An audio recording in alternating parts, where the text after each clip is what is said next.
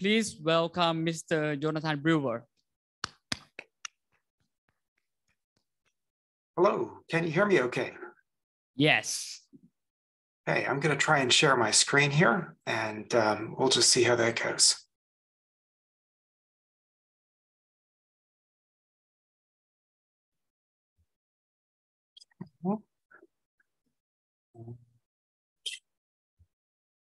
We're going to do that one. Okay, do you see my intro slide? Yes, we see it. Fantastic. Well, I don't have any speaker notes, so this will be fun. Anyway, my name is Jonathan Brewer. I'm coming to you from New Zealand. I'm quite jealous of Marinho because it was 9 degrees this morning and raining when I woke up, so it's very cold. I would rather be in Bangkok with your warm weather right now, but here I am. This talk is based on a paper that I wrote for Asian Development Bank last year.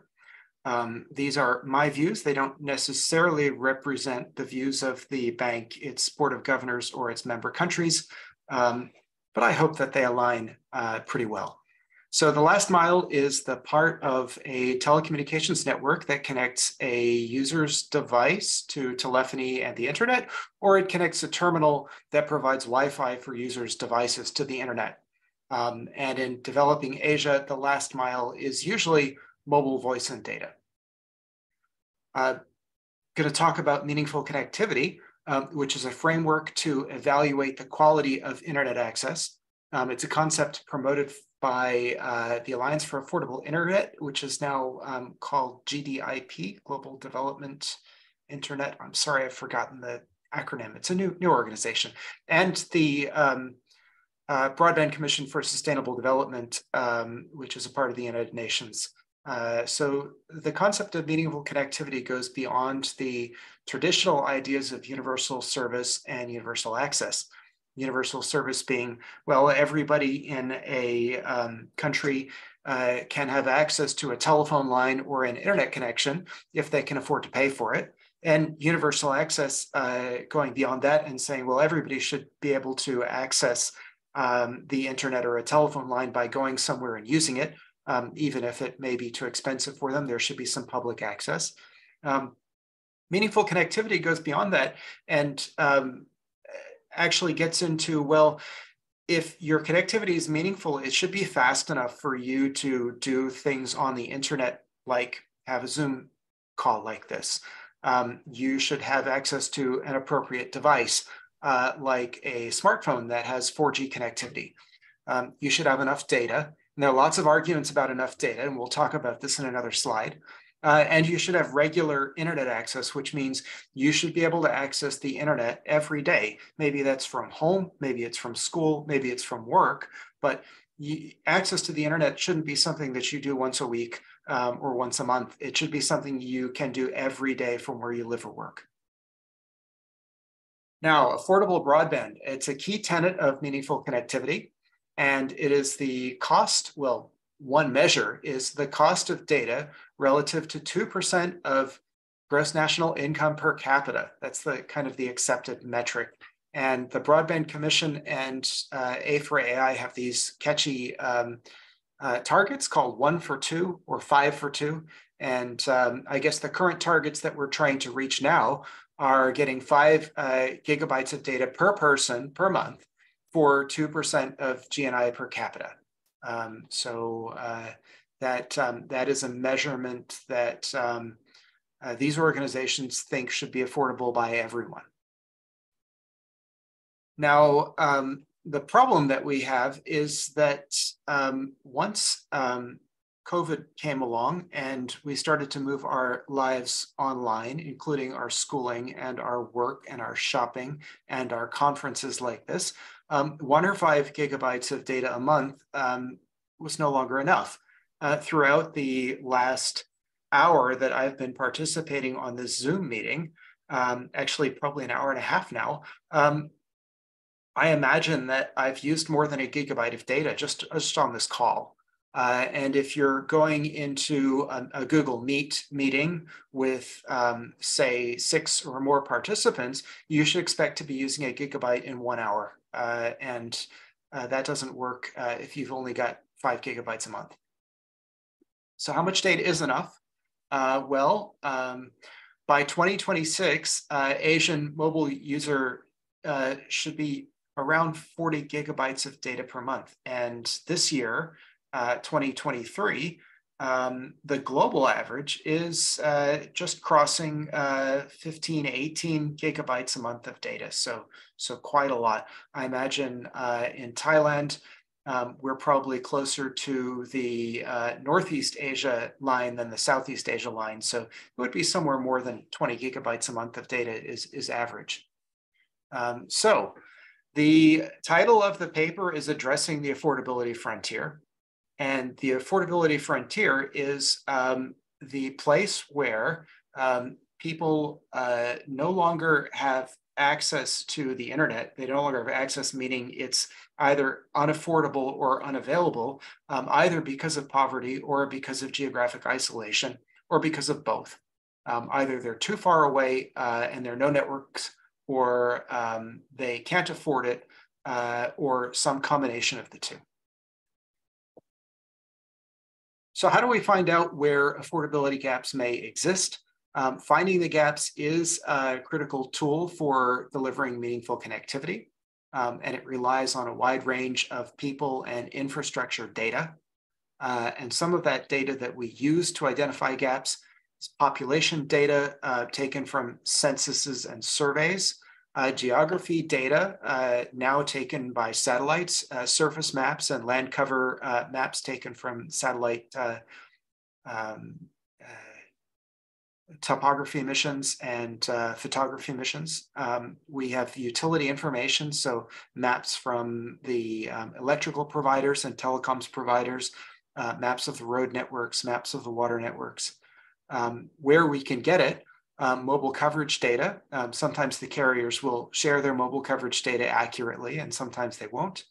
And also, again, where we can get it, over-the-top data. So say geolocation reports from tools like Instagram or Facebook or weather.com's app, over-the-top quality assessments and speed reports from apps like Ookla and say Netflix with their fast.com website. Akamai typically collects geolocated speed data from their customers, so does Netflix. So this is all information that can feed into a good map of where broadband is available and where it's fast enough and where people are actually consuming data. So with the gaps identified,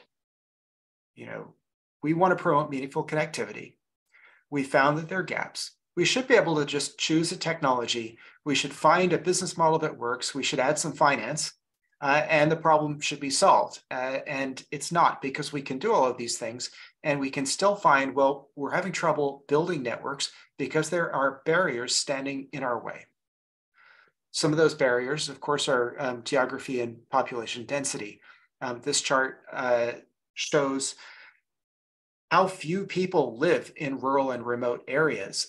We've got Tanzania and Indonesia measured on the left-hand side, and we show their urban areas are 2,500 or more than 4,000 people per square kilometer. And in rural areas, well, we're down at 37 or 72 people per square kilometer. So we have very sparse population in rural areas. And the other problem that we have is that people in the rural areas make much less money. So in Tanzania, people living in rural areas only make 1/3 of what people in urban areas make. And we're about the same in Indonesia. So we've got this dual problem of geographic isolation and poverty preventing people from getting meaningful connectivity. Another barrier we have to building these networks is, well, sometimes we don't have enough radio spectrum for them. Radio spectrum is required for every single activity in the modern internet. I'm sure most of you are using Wi-Fi today. to get to the internet, or you're using your 4G on your mobile. I'm using all of those things and Bluetooth for my headset to connect it to my computer. Wi-Fi and Bluetooth use open or ISM band spectrum. And in my case, I'm connected to a fiber terminal, and my internet goes out via fiber optic cables. But some of my colleagues here in New Zealand actually connect to fixed wireless terminals that use ISM or open spectrum to get back to a tower. And then they use microwave spectrum to get back to the network core. Some of my colleagues are using Starlink terminals now. So they've got Wi-Fi to their Starlink terminal and then satellite frequencies to Starlink and then back down to Earth stations in Auckland and Southland, New Zealand. And again, some people I know and work with here in New Zealand are using the equivalent of 4G or 5G hotspots. So they have Wi-Fi to a terminal that then connects back to the internet through cellular networks. If there's no radio spectrum or not enough radio spectrum for providers to build networks, then everything slows down or it doesn't happen at all. Now, I did a survey of radio spectrum assigned to carriers in Asia Pacific. I, in particular, took Asian Development Bank's developing member countries, and I had a look, well, how much spectrum is available to allocate in all of the common mobile frequency bands, what's the mean allocation, and what's the median allocation. And we can see the max allocation in the 2.5 or 2.6 gigahertz band is far, far, far above the mean and the median. Same in the 2.3 gigahertz band, and in the 1.9 gigahertz band and the 700 megahertz band. Thailand is a great exception. In the 700 megahertz band, Thailand's carriers all have good access to 700 megahertz spectrum, as do carriers in the Philippines, but we can't say that about the rest of the region. So barriers to energy. Well, cell towers generally require reliable access to grid power. And if they don't have reliable access to grid power, then they need big battery banks and generators. And if they don't have access to the grid at all, well, they need lots and lots and lots of solar panels. Power is difficult the further away from cities you get. Alternative solutions can be large and costly. We can see how much space these solar panels are taking up at this mobile tower. And I can tell you, because I have a friend who lives near it, he says that a diesel truck has to go up once a month and fill up that green tank because the solar panels aren't enough to keep that tower going. So they really probably need to double the size of the solar array just to support that, that shared mobile tower. So more barriers at the affordability frontier. Well, access to land, towers, and buildings. A lot of times the incumbent carrier in a country is going to be evolved from its post office, its post and telecommunications company. It may have formerly been a government-owned and controlled telco. It may still be a government-owned and controlled telco. And these incumbents who emerged out of government ownership often have exclusive access to the best hilltops, the best building rooftops, and the best towers. And it's far more difficult for new competitive providers to get access to these places where they need to put their antennas.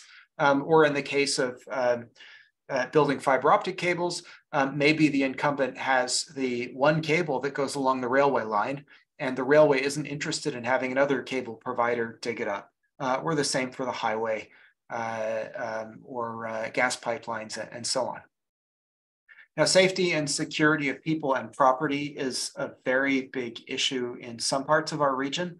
It is more difficult to keep people safe, both from the perspective of them getting in car accidents or being injured while working far away from cities. It just takes a very long time for emergency services to respond if they can at all, but also problems with theft and kidnappings of service people who are working out in remote places.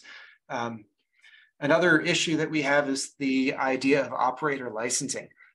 In some countries, many countries in our region, governments don't allow anyone except the largest operators to build their own infrastructure.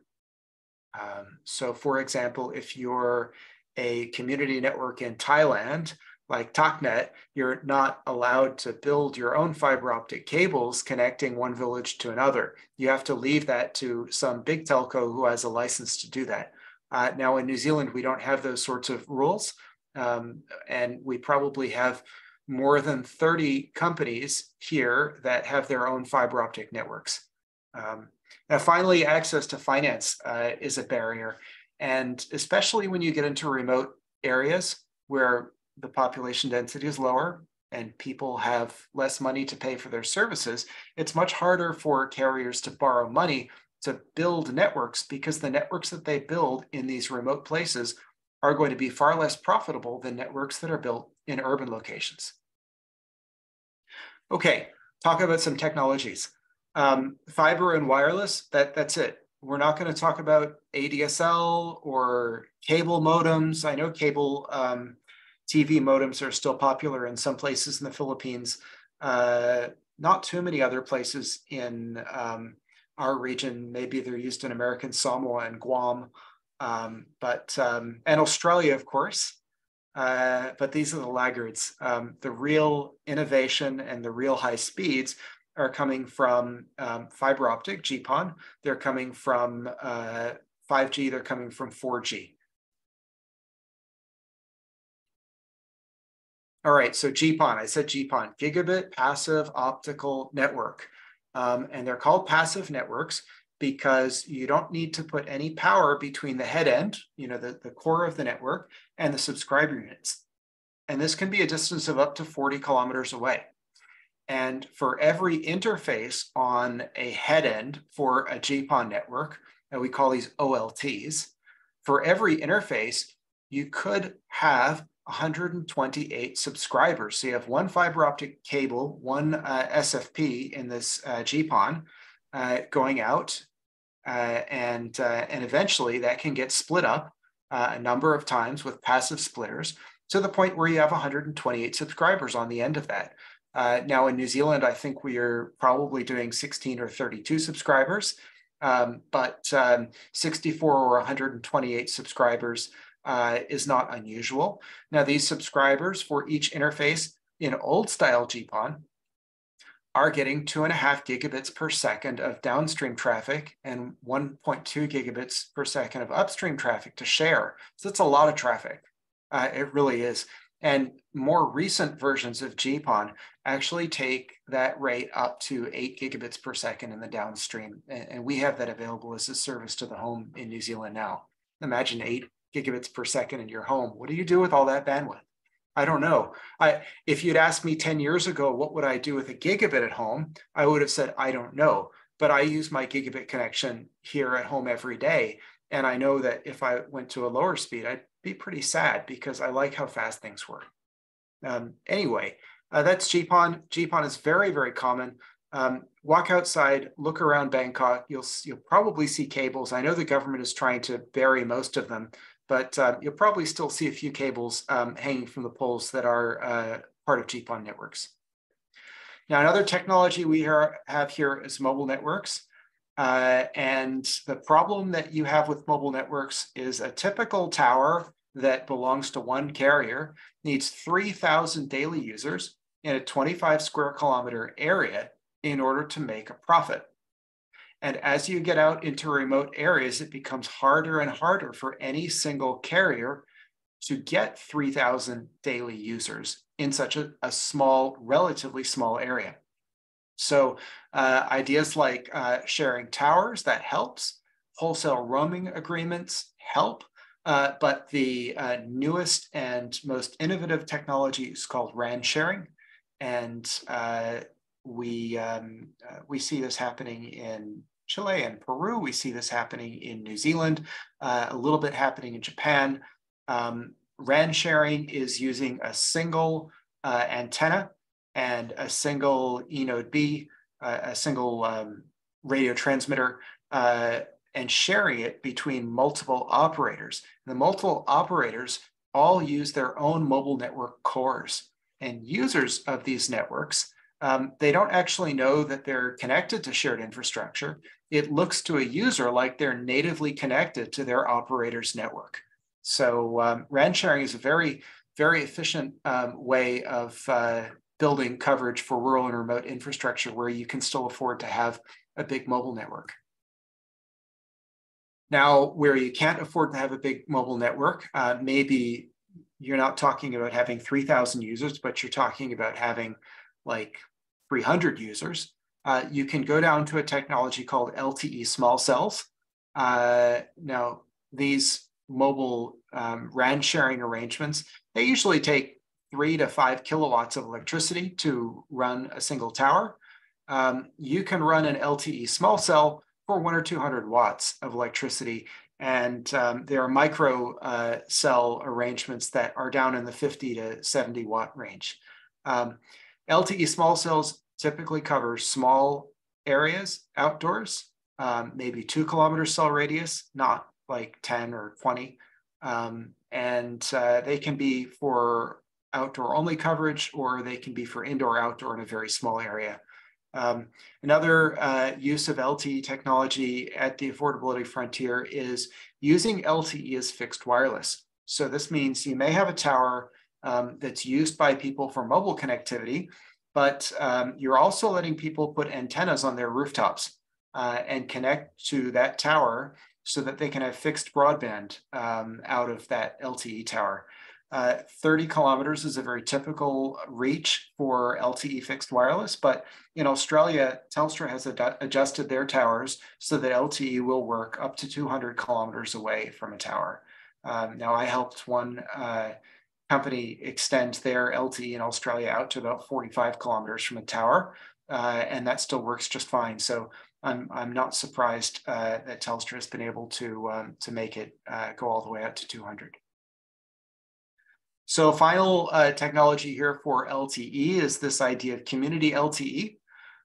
In LTE small cell networks and in these RAN sharing arrangements, you have a lot of infrastructure and you have to have a mobile network core, which is a set of software applications and interfaces that run on servers, typically consuming lots and lots of resources and often very expensive. And always very complicated. Well, community LTE gets rid of this idea of having a mobile network core, and it just uses an LTE air interface and an embedded core. So all of the software that you need to get to the internet. They strip out things like text messages. They strip out things like native voice calls. You just can connect to this community LTE network with a tablet or a mobile phone and just get data service. But you can plug one of these things straight into a satellite connection or a VDSL connection or a GPON connection, and traffic goes right out to the internet. So this is quite a new concept. There are a few open source projects for community LTE, and there are a few commercial providers with community LTE solutions. This picture here is in Bokandini in Indonesia. This is close to the border with Papua New Guinea and West Papua, and it's been going for a couple of years. Now, I talked about my Bluetooth headset, and my Wi-Fi and fixed wireless is another thing that you can do with Open Spectrum. So Wi-Fi is a last inch technology. You don't use Wi-Fi to connect one house to another, usually. I know TalkNet does, but TalkNet is connecting houses that are right next to each other within a few tens of meters of each other. If you want to connect a house to a tower that's maybe 5 or 10 or 20 or 30 kilometers away, you might use equipment that's based on Wi-Fi chipsets, but with different software. Software that adjusts the timings to make it more appropriate for long distance use, and adjusts the timings so that it can be used more like a time division duplex access system than a carrier sense multiple access collision detect, a CSMA CD system like a wireless Ethernet. So these open spectrum fixed wireless networks, they do go very far. The world records are in the hundreds of kilometers for these networks. They don't provide access directly to Wi-Fi phones and tablets. You need to have a terminal, and then that terminal might have Wi-Fi, almost always has Wi-Fi access in it. So you connect your device to a fixed wireless terminal. The fixed wireless terminal sits on your roof. It connects to the tower, and there's your broadband service. And that can use open spectrum, spectrum like 2.4 or 5.8 gigahertz, spectrum that in many countries in the world, but not all, but in many countries is free for anyone to use. Here's a couple of examples of open spectrum fixed wireless access from some of my customers. We have a little microsite from Primo Wireless on the left, and quite a big site from Gisborne Wireless on the right, a mountain called Kaureniki in Napier, New Zealand. So backhaul. In these two pictures, well, on the left, we've got a little omnidirectional stick antenna at the top, and that's the access for this network. And then we've got this dish as the backhaul. And on the right-hand side, we've got a couple of different antennas there for access. Those little horn type things at the top on the left, those are access radios. And then the dishes at the bottom, those are backhaul dishes. All last mile solutions need backhaul. If we're talking about LTE networks and 5G networks, microwave is still the most common technology in the world for providing backhaul, and more common than fiber still. Open spectrum fixed wireless can be a cost-effective substitute for microwave, especially in really remote places.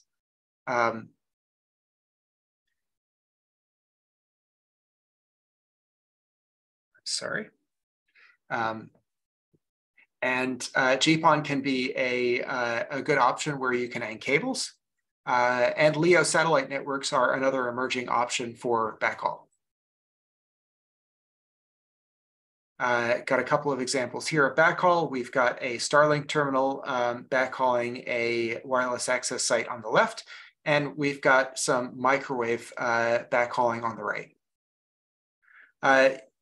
I'll leave this for you to download off of the internet and look at later, typical solutions and their costs for providing connectivity. Now, in terms of finance strategies, governments can put obligations on carriers to donate money, a tax, and so on, or they can put obligations on them to build coverage in exchange for getting access to radio spectrum, or in exchange for having access to a telecommunications license. They can say, well, if you want to have a license, you must cover 70 or 80% of the country. And this is an obligation that the government of the Philippines put on DITO when they granted DITO a mobile license back in, I want to say, 2017. Smart subsidies are where a government says, well, a minimum one-time grant is going to help a service become established if that service can become financially sustainable by itself. I always recommend that governments, when they're subsidizing infrastructure, only pay for open access infrastructure because subsidies can unfairly advantage incumbents. The idea of limited subsidies for managed service means, say, a government may pay a carrier to deliver broadband to a school in a village and say, if you want this contract to deliver broadband to the school, you must also offer the broadband to the community. This is a very effective way of getting broadband into remote communities. In terms of ways governments can help with policies, having a broadband plan is a very effective tool for planning and monitoring the growth of internet in your country. And many of the policy recommendations in this paper could be incorporated into a broadband plan for a country. Finally, any kind of plan for connectivity needs to be focused on people. I know public Wi-Fi is a very important tool, but it's very limited for providing equitable access to the internet. Internet in the home is needed for women and people with disabilities to have equal access to men. Also, promoting personal devices as in a device that's your own. Everyone should have their own device. This is key for closing the gender gap. Governments should reduce regulations and make them clear and easy and consistent across their countries so that companies can easily build infrastructure in remote places where it's much more expensive than urban places.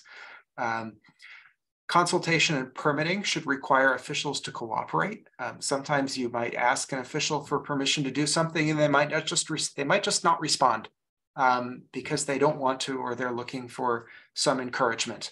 And permits should be approved if they're not rejected for cause.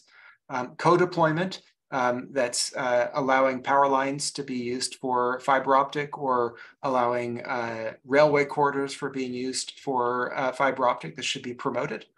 And rights of way should always be at a non-discriminatory cost recovery basis. So the government should never say to a telecoms carrier, well, you should be paying a commercial rate to run your fiber from this point to this point, because that will just mean higher prices for end users. They should say, well, it cost us 3 million baht to build this duct for the fiber. And so you need to pay to recover the cost of that fiber duct if you're going to use it.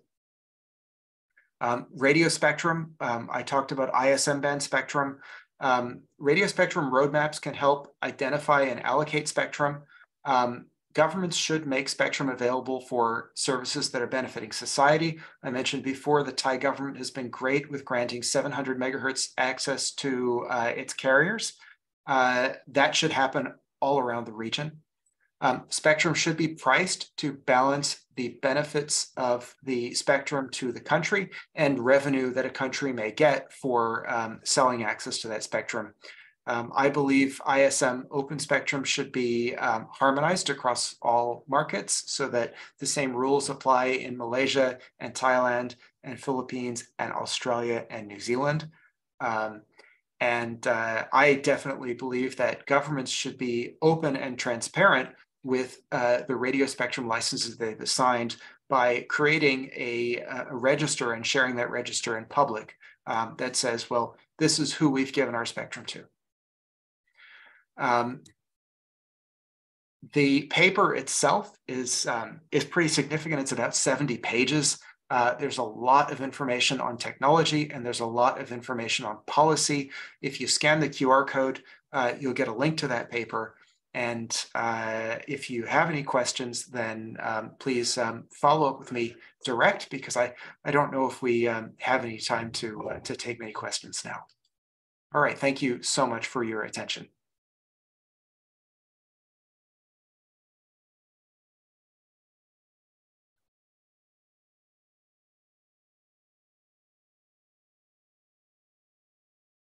Hello, moderator. I see somebody walking.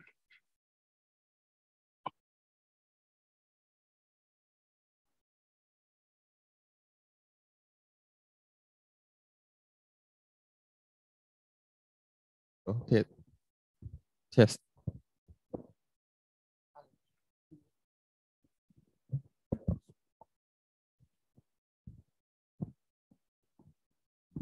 Sorry for any inconvenient cost. Thank you very much, Mr. Jonathan Brewer, for your informative talk. Thank you.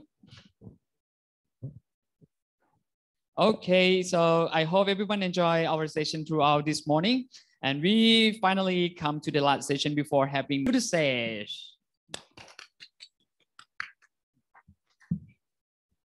Hello everyone, it's me again.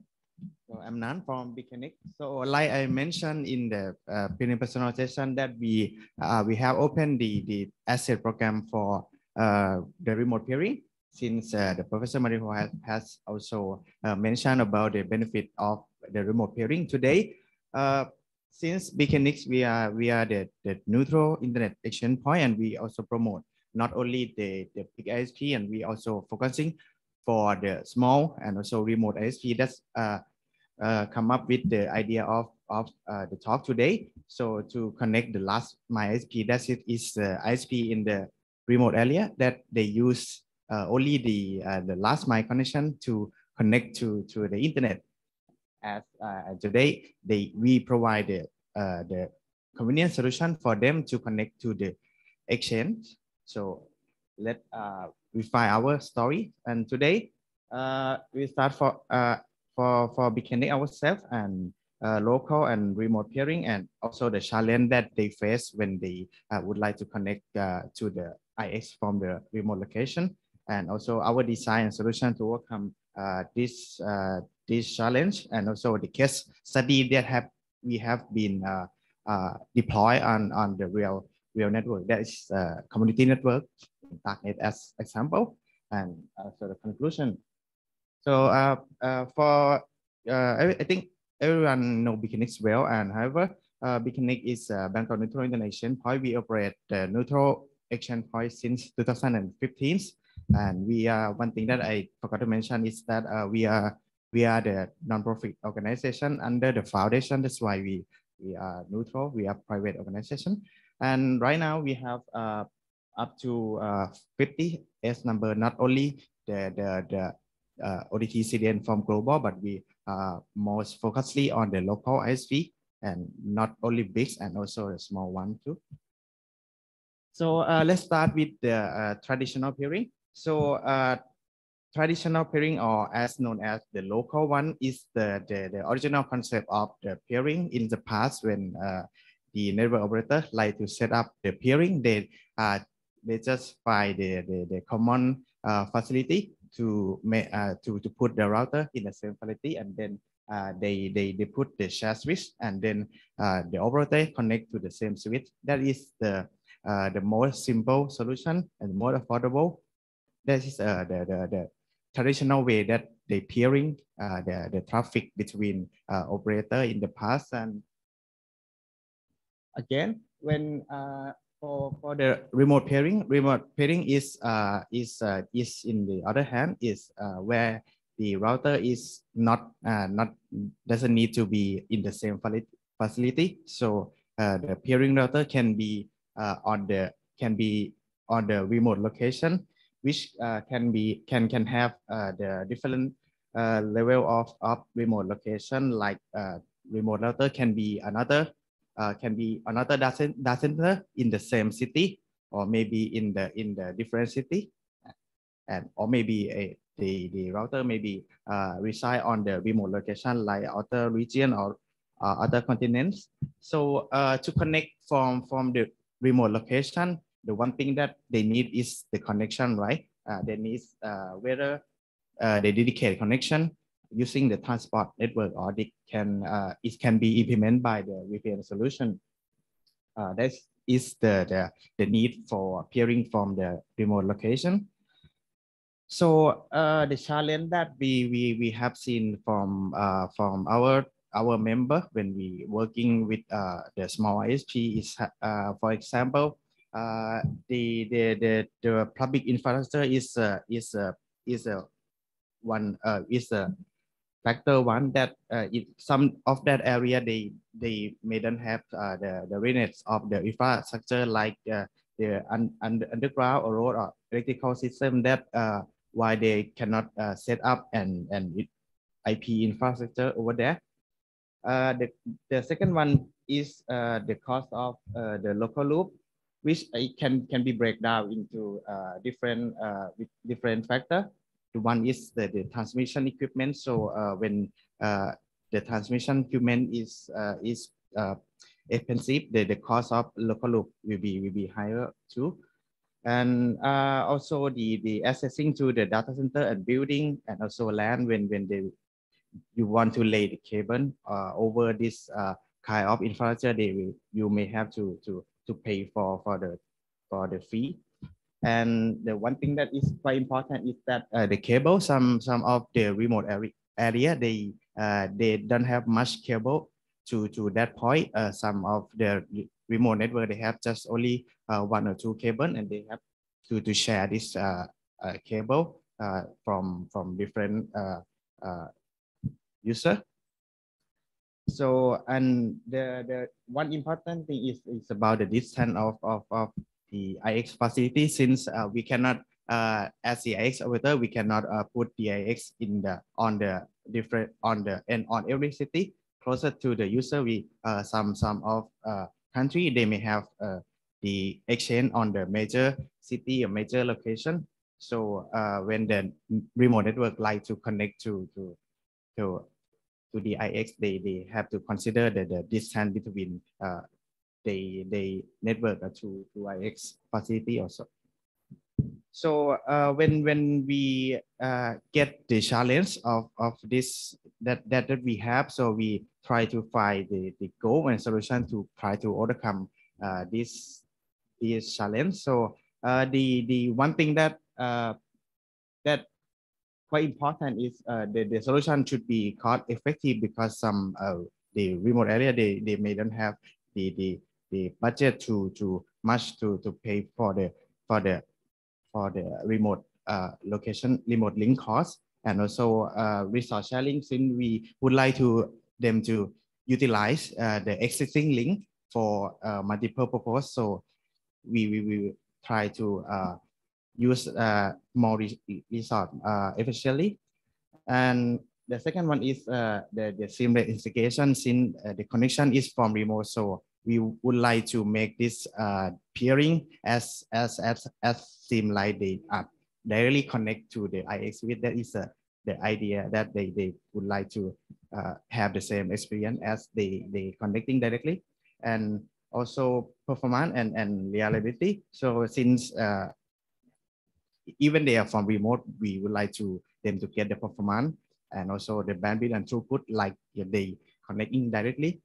And security is a concern one, and also the connection we also decide that remote connection can be secure over the encryption or VPN solution also. And the last one is should be easy to scale to other network also.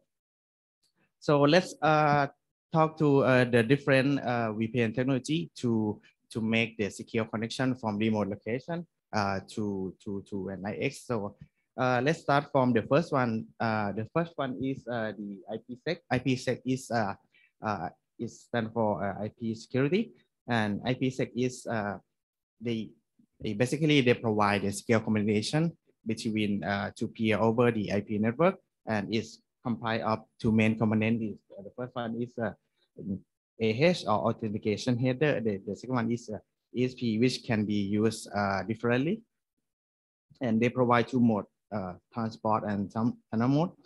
And SA is about when they like to establish the secure communication, they like to exchange the parameter over to agree which kind of the security parameter they want to exchange over the network.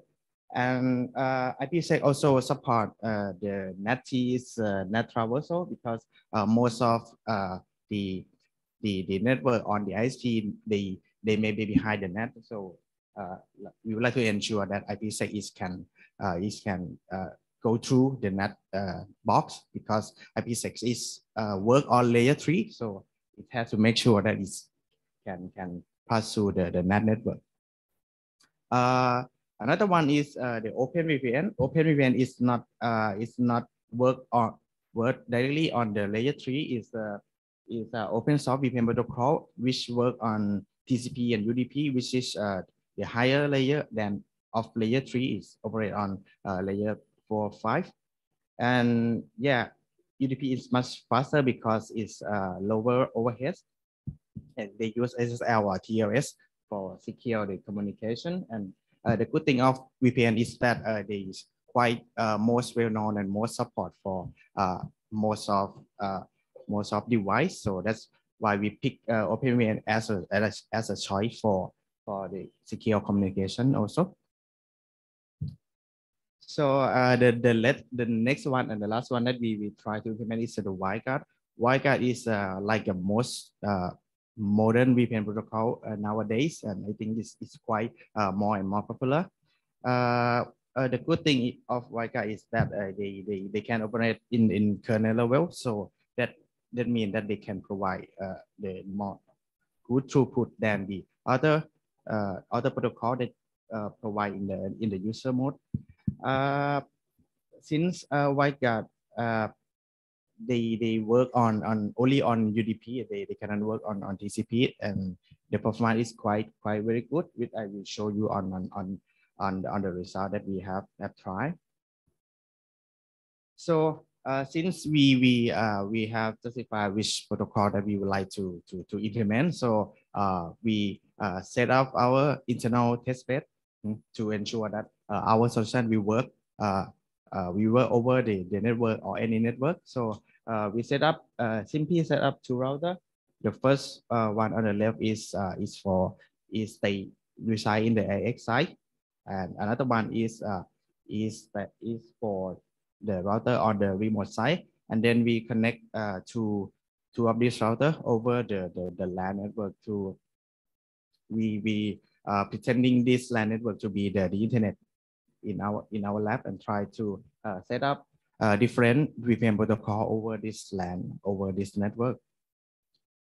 So on this network, as you can see, the first thing that we make the measure is about the latency.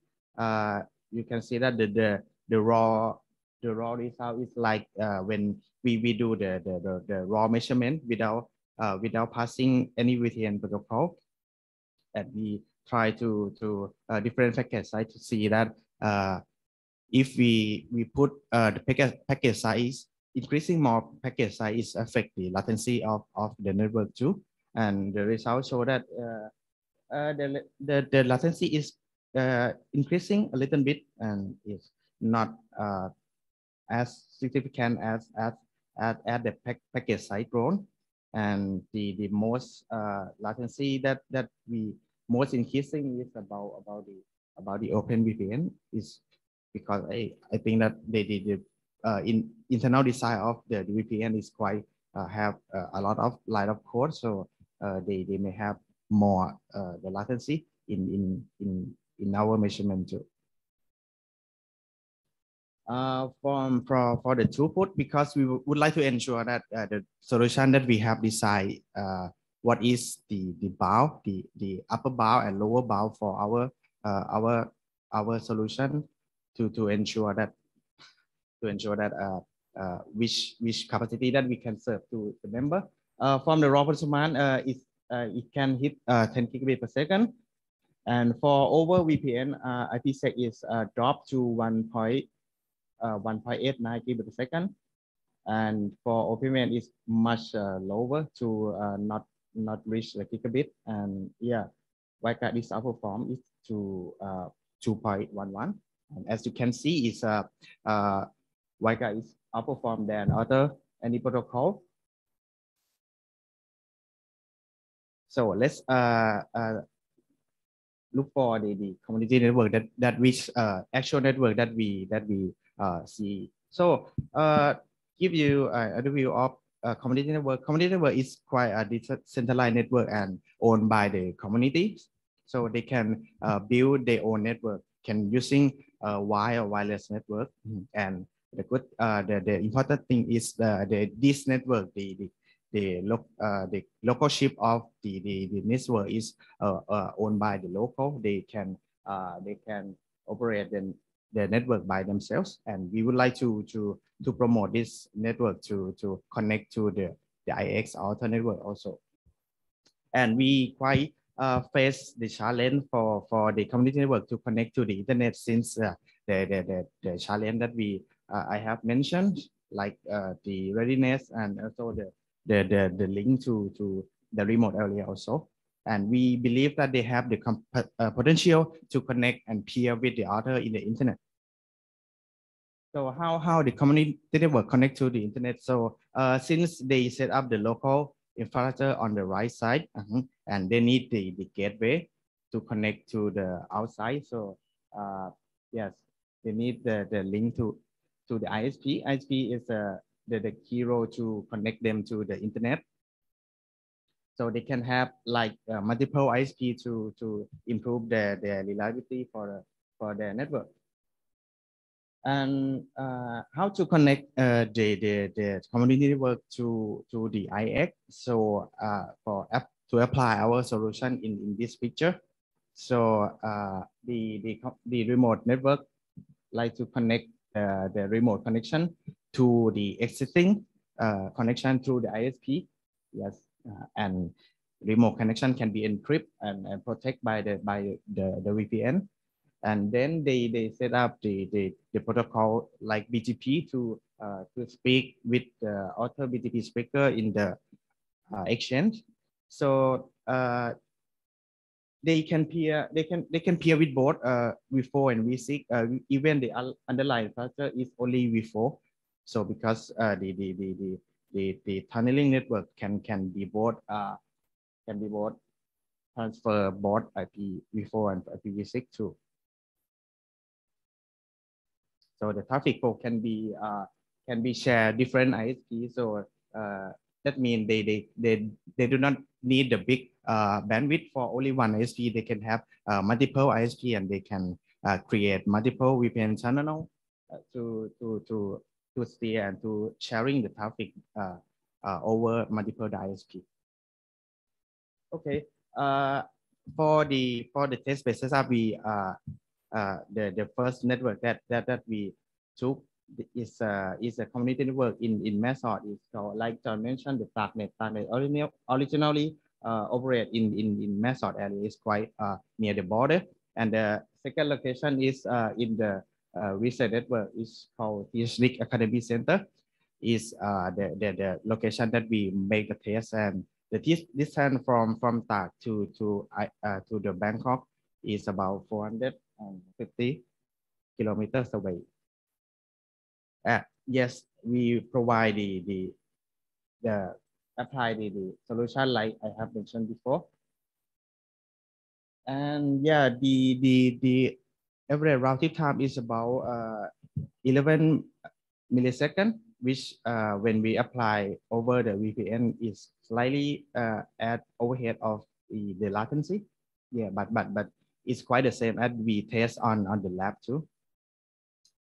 As you can see on this slide, and for the overhead of the latency is about, for OpenVPN is about 0.3%. Is not much as high as OpenVPN. OpenVPN is maybe at the latency up to 3% on the bigger package size. So this is the throughput that we also test on different protocols too. Okay, you can see all the detail in the slide for the throughput that we have test on the remote area. So the conclusion.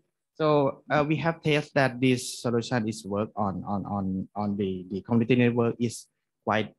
It can be considered a small network. So that means this solution can be worked with other network that even bigger too. And yeah, VPN can provide the secure communication and peering over the internet, and result can be shared using the existing infrastructure, and they can use BGP to peer over both V4 and V6.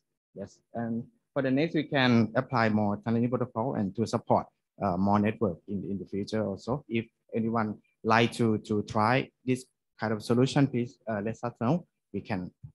I will be around here around today and for the whole weeks.